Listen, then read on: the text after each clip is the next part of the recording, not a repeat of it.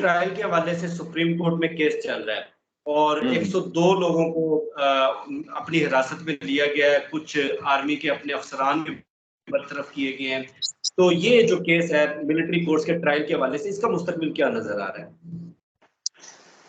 देखें, ये तो मैं पाकिस्तान के जायचे पे लेके जाऊंगा सारी बात को कि जो पाकिस्तान के जायचे में जुपिटर है ना, वो रूल कर रहा है अदलिया को, ठीक है। और जुपिटर 8th हाउस का मालिक होकर 12th हाउस में चल रहा है।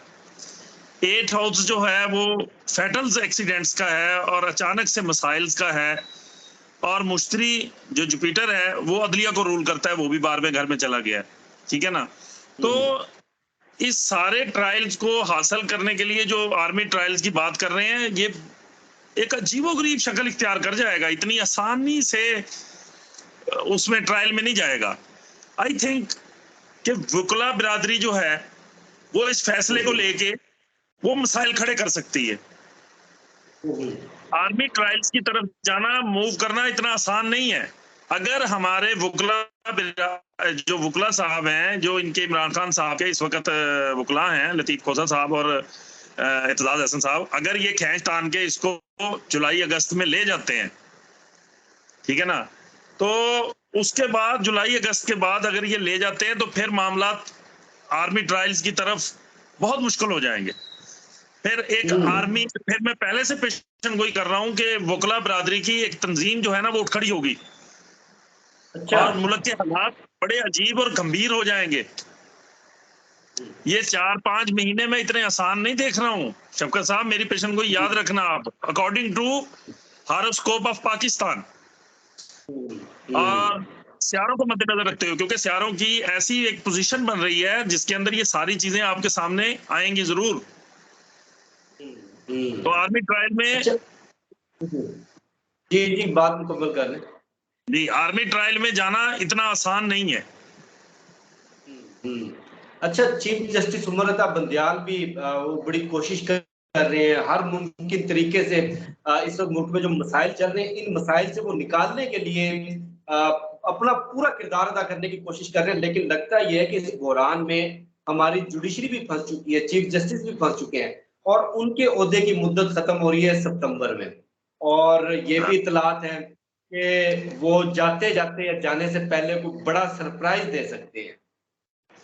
देखें, मैंने जो पहले जवाब दिया है ना, आपने उसका जवाब दे दिया है मुझे कि उमर अता बंदियाल साहब भी फंसते हुए नजर आ रहे हैं और वो फंस चुके हैं। अब वो बिल्कुल, ठीक है ना। मैंने पहले आपको बताया कि जुपिटर 8th हाउस का मालिक होकर 12वें घर में पाकिस्तान के दायरे में, और जुपिटर जो है वो अदलिया को रूल कर रहा है। तो अदलिया के फैसले बड़े मुश्किल हो जाएंगे, बड़े मसाइल हो जाएंगे। और जाते जाते जो आप कह रहे हैं सरप्राइज, वो सरप्राइज यही है कि वो लटका देंगे केस को। मुझे नहीं लगता कि वो आर्मी ट्रायल का हुक्म दे के जाएं, वो केस को लटका के चले जाएंगे बस। और वकला बरादरी जो है वो उसको लेके खड़ी हो जाएगी। आप देख लेना कि ये सिर्फ एक दरमियान वाला महीना रह गया है जुलाई का, और उसके बाद जो सियारों की पोजीशन बन रही है उसके बाद आप देखना कि इस मुल्क के अंदर जो है वो किस तरह के मामलात किधर किधर जाते हैं। अच्छा, आपने बड़ा तफसील से, बड़ी खूबसूरती से बताया। मैं थोड़ा सा मजीद स्पेसिफिक कर दूं, इस वक्त सुप्रीम कोर्ट के पास कोई कमोवेश दर्जन के करीब मुकदमात हैं जिनका अगर फैसला हो जाए तो पाकिस्तान का पूरा सियासी मंजरनामा तब्दील हो सकता है। तो थोड़ा सा एक रिपोर्ट के हवाले से मैं स्पेसिफिक कर दूं कि मैं पूछना क्या चाह रहा हूँ। पंजाब के इंतखाबात का मामला, supreme court review act, supreme court procedure act, military code वगैरह वगैरह, और इंतहाई बासर हल्कों को, इंतहाई बासर हल्कों, बल्कि मैं बता देता हूँ एस्टेब्लिशमेंट को ये रिपोर्ट पेश की गई है कि गुज़श्ता कोई जो 4-5 चीफ जस्टिस हैं वो अपनी रिटायरमेंट से पहले, जाने से पहले चंद ऐसे बड़े फैसले, से बोल्ड फैसले कर गए जिनके आईनी और कानूनी असरात पाकिस्तान बड़ी देर तक भुगतता रहा। और उनको आखिरी दिनों में कम से कम कोई भी चीफ जस्टिस हो, खोसा साहब हो, जस्टिस गुलजार हो, उनको इन्फ्लुएंस करना, उनको रोकना या उनके लिए ऐसे हालात पैदा करना कि इस मुमकिना फैसले से उनको रोकने में मदद मिल सके, बड़ा मुश्किल हो जाता है। और ये रिपोर्ट दी गई है कि जस्टिस बंदियाल जाने से पहले कुछ ऐसे बोल्ड फैसले कर सकते हैं जो नुकसानदेह साबित होंगे मौजूदा जो पीडीएम की रजीम है, या हो सकता है एस्टेब्लिशमेंट के लिए भी। मैं स्पेसिफिक ये पूछना चाह रहा हूँ कि क्या आपने वैसे मंजरनामा बिल्कुल वाज़ेह कर दिया कि वो लटका के चले जाएंगे, क्या वो ऐसा कोई सरप्राइज दे सकते हैं जो पीडीएम के लिए, एस्टेब्लिशमेंट के लिए कोई मुश्किल खड़ी करे? ये पूछना चाह रहा हूँ मैं आपसे। नहीं, मैं मुझे नहीं लग रहा है ऐसी सूरत-ए-हाल, कोई ऐसी सूरत-ए-हाल वो पैदा करके जाएँगे, क्योंकि वो इसको लटका के जाएँगे और बस छोड़ देंगे। कोई ऐसी सूरत-ए-हाल मुझे नहीं नज़र आ रही। पाकिस्तान के अभी फ़िलहाल पाकिस्तान के अंदर जो ज़ायचा दिखा रहा है, जो चार्ट दिखा रहा है पाकिस्तान का, उसके मुताबिक पाकिस्तान में अगर ऐसी कोई सूरत-ए-हाल होती तो हर चीज़ अमन से बैठ जाती। ये बात तो फरवरी से शुरू हुई हुई है और फरवरी से जुलाई आ गया है, तो अभी तक वो 14 मई वाले इलेक्शन वाली बात भी बीच में ही रह गई है, ठीक है ना? तो ये सूरत-ए-हाल मेरे ख्याल में ऐसे ही रह जाएगी, कोई इतना बड़ा सरप्राइज़ वो नहीं देके जाएँगे, सिवाय इसके कि वो अल्लाह हाफ़िज़ कहेंगे और कहेंगे पाकिस्तान ज़िंदाबाद। देखिए, आपके पेशन गोई ने और आपके तज्ज़िये ने लोगों में क्लैरिटी पैदा कर दी है। लोग उम्मीद लगाकर बैठे थे, झूठी उम्मीद भी किसी से नहीं लगानी चाहिए। इंसान की जब उम्मीद और आस टूटती है तो बड़ा दुःख होता है, बड़ा अफ़सोस होता है। लोगों को अपनी एनर्जी दूसरी तरफ लगानी चाहिए, ये कम से कम वाज़ेह हो गया। चलिए आपसे मैं थोड़ा 1 मिनट का टाइम लूँगा आपका। जी, जी, देखिए, ज़रूर, ज़रूर। किसी भी चीज़ को अव्वल व आखिर नहीं समझना चाहिए, ठीक है? देखना चाहिए चीज़ों को। आर्मी चीफ साहब जो हैं, इस वक़्त जो हमारे हाफ़िज़ मुनीर साहब हैं, आप क्या समझते हैं कि वो मुहिब्बे वतन नहीं है? वो बड़े मुहिब्बे वतन हैं। आप देखिएगा कि वो बड़े-बड़े बोल्ड फैसले करेंगे इस मुल्क के अंदर। आप देखिएगा कि वो पाकिस्तान की जो पाइपलाइन है, दूसरी चीज़ें हैं, जो पाकिस्तान के बड़े-बड़े मंसूबे हैं, उनको करवा के देंगे वो। तो हमें किसी एक बंदे के ऊपर आस नहीं रखनी चाहिए और किसी एक बंदे पे आस रख के बाकियों के मुखालिफ नहीं हो जाना चाहिए, ठीक है ना? ये सियासत है। सियासत को सियासत तक रहना चाहिए तो अच्छी बात है, लेकिन आप लोग सियासत को ज़ातियात पे ले आए हैं कि आपने किसी दुरुस्त किया। चीज़ को अपनी रेड लाइन बना दिया है कि हमने बस उसके होते हुए तो ठीक है, वरना कोई ठीक नहीं है। ऐसा नहीं है। तो अभी थोड़ा-सा आगे वक़्त जाने दें, इंशाअल्लाह ताला। वैसे पाकिस्तान की तारीख ये रही है, जो मैंने पढ़ी है पाकिस्तान की तारीख, उसमें जो शख्स भी आर्मी चीफ साहब को लेके आया ना, तो आर्मी चीफ साहब ने उसे हटाया ज़रूर है। ये तारीख है, बेशक पढ़ के देख लें आप, ठीक है ना? भुट्टो साहब जनरल ज़िया साहब को लेके आए थे, तो भुट्टो साहब गए। परवेज़ मुशर्रफ साहब को नवाज शरीफ लेके आया था, तो नवाज शरीफ साहब गए, ठीक है ना?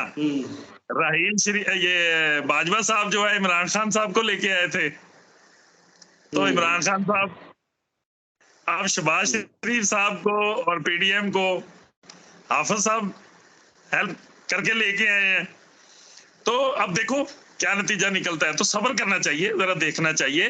वो मुहिब्बे वतन है, वो पाकिस्तान में गलत नहीं होने देंगे। हमारी आर्मी हमारी जान है और वो पाकिस्तान में कभी भी गलत नहीं होने देगी।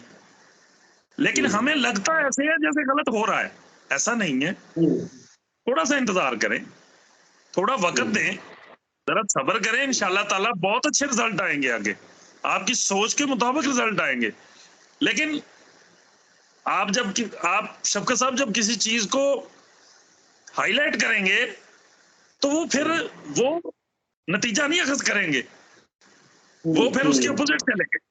अगर आप खामोशी इख्तियार कर लें, सब्र कर लें, तो इंशाल्लाह ताला वो बहुत अच्छा नतीजा आएगा आपके सामने।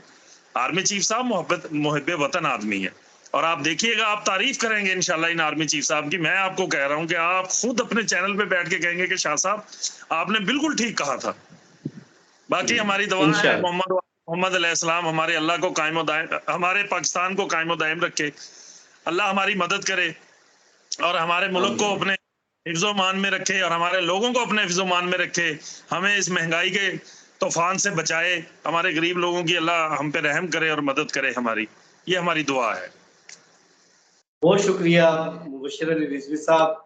मुझे शफकत अली को और मुबश्शिर साहब को दीजिए इजाज़त। और जाने से पहले थोड़ी सी बात मैं करना चाहूँगा कि देखें, एस्ट्रोलॉजी भी दीगर उलूम की तरह एक इल्म है। जिस तरह कोई एक दिल का माहिर दिल का जो डॉक्टर होता है, कार्डियोलॉजिस्ट होता है, वो किसी पेशेंट की ईसीजी देखकर उसके बारे में बिल्कुल दुरुस्त पेशन गोई कर देता है कि इसको हार्ट अटैक हो सकता है या नहीं हो सकता, या कब हो सकता है। बिल्कुल इसी तरह हमारे जो एस्ट्रोलॉजिस्ट हजरात हैं वो भी अपने इल्म के मुताबिक वो हालात को स्टडी करके, रीड करके पेशन गोई करते हैं, और ये कोई एब्सोल्यूट नहीं होता। लेकिन चूंकि उनकी अपने इल्म में, अपने शोबे में गिरफ्त इतनी होती है कि वो जिस तरह एक इकोनॉमिस्ट, मैंने पहले भी बहुत मर्तबा ये मिसालें दी कि कोई भी इकोनॉमिस्ट किसी भी सोसाइटी की, किसी भी स्टेट की इकोनॉमी को, इकोनॉमिक पॉलिसीज को स्टडी करके उसके हवाले से ये पेशन गोई कर सकता है कि क्या इनकी इकोनॉमिक ग्रोथ करेगी, मंफी में जाएगी या डिफॉल्ट करेगी। बिल्कुल इसी तरह हमारे एस्ट्रोलॉजिस्ट भी सितारों की चालों के हिसाब से, उनकी रीडिंग्स के हिसाब से पेशन गोई करते हैं, और इस पेशन गोई को एक इल्म के मुताबिक एक तज्जिए के तौर पर लेना चाहिए। मुझे शफकत अली को और मुबशर साहब को दीजिए इजाजत। इंशाल्लाह फिर आपसे नेक्स्ट वीडियो में मुलाकात होगी। पाकिस्तान जिंदाबाद।